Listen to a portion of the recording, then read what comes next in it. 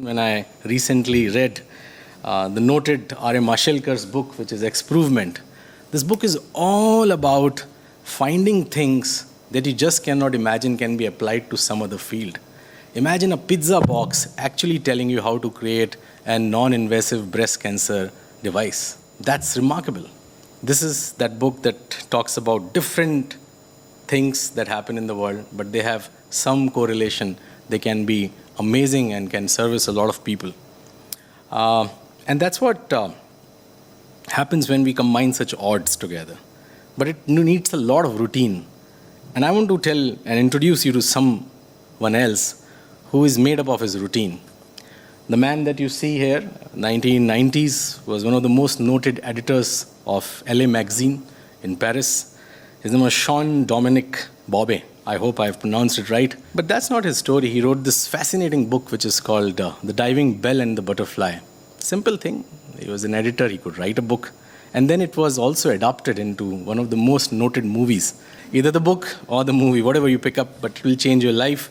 Why? Because it's not an ordinary story. It's an extraordinary story of somebody who created magic just by blinking his eyes 2 lakh times.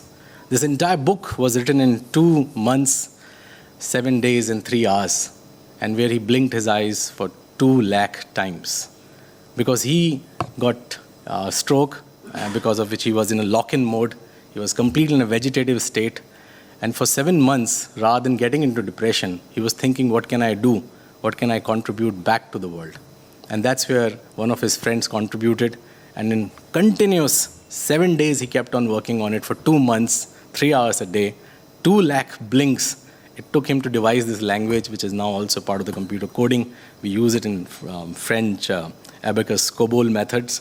But that's what he did. And he left a legendary book. And the tragedy stuck that after 2 days of the publishing of this book in 1997, he died of pneumonia. And that's where this movie was created in 2015. But what we learn from people like these is we the people are the ones who never say no.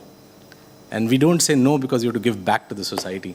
And that's what Sean told us. He was a man of his routines. Imagine at that stage, being on the bed, you can only move your eyes, you can blink your eyes, you have nothing to do. So much so that you are dependent upon everyone else for everything that you do. That's what Sean is all about.